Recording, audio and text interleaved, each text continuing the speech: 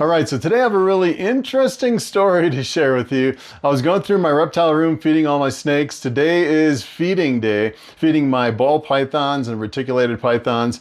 And believe it or not, I actually found a female ball python up in the top of the rack that actually was sitting on a pile of eggs. And usually for someone breeding ball pythons, that's not a really big deal. But in my case, I haven't been breeding snakes for a long time. It's been the last time I paired up that snake with another male, it was 5 years ago. And the other interesting thing too, is I bred a Coral Glow 100% het pied with that female. And 9 months later, it actually laid some eggs. So I was thinking there's only two things that those eggs could be. It could either be retained sperm from that original male, or it could be parthenogenesis. Parthenogenesis is essentially all the offspring would be clones of the mother, which is pretty interesting. I don't know about the retained sperm because I've never heard of someone pairing up a snake and then it laying eggs and then still having retained sperm 4 years later after it laid eggs. That doesn't really seem plausible to me. It's kind of an interesting situation with that snake. The other thing that's interesting too is that the female is actually part of my dinker project. And that particular snake actually is a normal, well, it's 50% het pied. I'm thinking it's 100% het pied, but it has a really unusual pattern all over, kind of like a scrambled up pattern. It has like striping on the belly. It's really an interesting pattern for just a normal ball python that I've never seen before. It almost looks like, well, there's several things that it kind of looks like, but I'm not sure. I actually pulled a little piece of the shed. I'm going to do some DNA testing to actually figure out what's in that snake before I ship it out, because I actually sold it. So today what I'm going to do is I'm going to pull those eggs and I'm going to put it in an egg box and put them in the incubator, and it'll take about 2 months for those eggs to hatch. It'll be really interesting to see what kind of results I get in the hatchlings. All right, so this girl lives way up here on the top. Let's see if I can actually pull her out here. Her name is Happy. See if I can get her down. Sometimes they can get a little defensive when you're trying to pull her off the eggs. Let me bring you over here so you can take a look at this girl. She's really an interesting ball python. All right, so I put together a little egg box here like I normally do. For right now, we're just gonna throw the eggs right in there. That's perlite with a little egg crate and some water. Fired up my incubator. I did not expect to get ball python eggs. This totally caught me off guard. So let's take a look at this girl. Let's see how she does here. Let's see how she does. She's got a bunch of eggs. She's a little defensive here. Yeah, a little defensive. Oh my goodness. Oh my goodness, oh boy. She is like, I don't want to get bit. I don't want to get bit. Let's see if I can pull her tail off. I don't know when these were laid. I would say they were probably laid, well, within the week. So they could be there. They could have been there for a while. But we'll see here. She is not happy. They are pretty hard too. They are pretty hard eggs. So 1, 2, 3, 4, 5, 6, 7, 8 eggs. Looking good. I don't know if they'll fit in my box like that. All right, I'm gonna put this girl up real quick. She's a little feisty. All right, so take a look at these eggs. So normally what I do is I cleaned out the shoe box. It's just a plastic shoe box that you can get like at Walmart. And then I take this egg crate, cut it out and put it in there. And then I use perlite. And then I take some like reverse osmosis water, heat it up to about 80 degrees. They should incubate about 90. And then over the top, I'll put press and seal.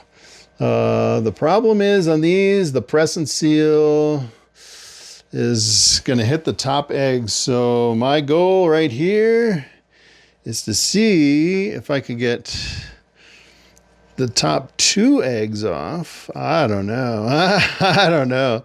These are really stuck together.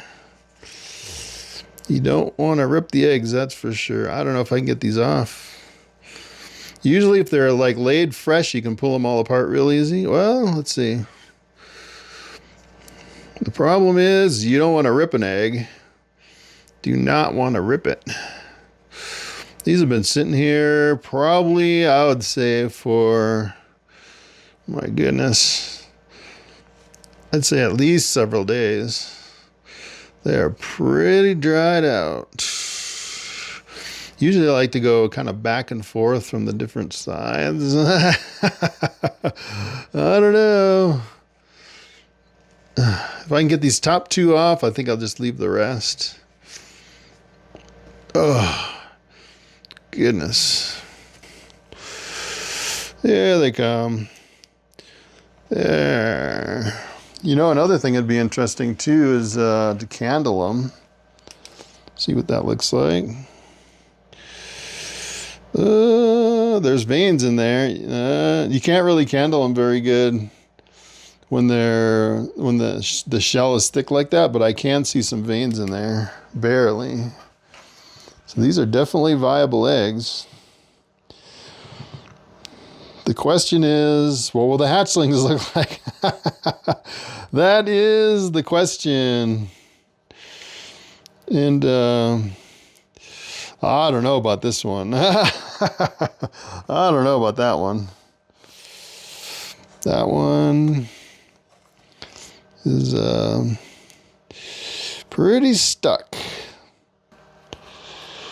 Yay. All right. I'm not even going to candle them. I'm not even going to candle them. So I saw one that was good, so I know it's not like a sterile batch. So, yeah. So let me get some press and seal. All right. So I have a brand new box of press and seal.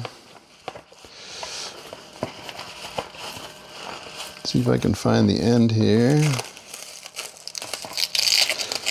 So I actually covered the whole thing without any air holes.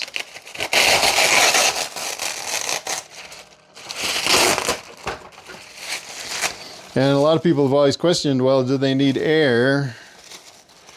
I've hatched probably thousands of snakes with press and seal and no air hole. Just like that, kind of seal it all the way around the top. So then I'll put the cover on, and then I'll label it, and then throw it in the incubator. All right, so here's the label I put on the box. Dinker crossed with who knows what. Laid today, 19 May 2026, hatch in approximately 2 months. So like around the 19th of July, something like that. All right, so here is my ball python egg incubator that I actually built out of an old beverage cooler. So someone actually bought this beverage cooler and it didn't work right out of the box. They sold it to me on Craigslist. So essentially I have a little Reptile thermostat down there, and that runs, I actually had some custom heat strips put on the back and the side over here. And I got my little thermometers in there, 90 degrees plus or minus a degree. And the humidity in here doesn't matter because the humidity is close to 100% in the egg box. And it's a really nice cooler. I've hatched so many snakes out of this thing. Unbelievable. Usually anywhere from 100 to maybe 130 a year, something like that, when I was really cranking out the snakes. And I got my first box of eggs right there.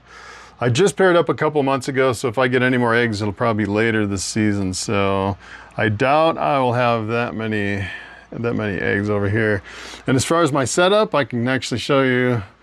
I just have one little snake rack over here with just, not sure how many, I think it's like 39 tubs. So I'm just gonna do this one little hatchling rack right here. Instead of my really big hatchling rack that I had with, you know, hundreds of ball pythons that I could fit in it. As a matter of fact, I'm going to probably sell that hatchling rack here. Might actually advertise it on one of the upcoming live streams, post it on eBay, and have that up for sale. So that's pretty much it. You can see I'm running out of snakes. I have some empty tubs here. I have some empty tubs on the bottom. So not as many snakes as I used to have. It's kind of thinning out, and I got 3 sold. And I have like 13 reticulated pythons that I'm going to start posting up for sale here pretty soon. So that's pretty much it. That's what I got going on here in the snake room. I think I'm going to do a live stream later this week, so be sure to catch that. And I will catch you in the next one.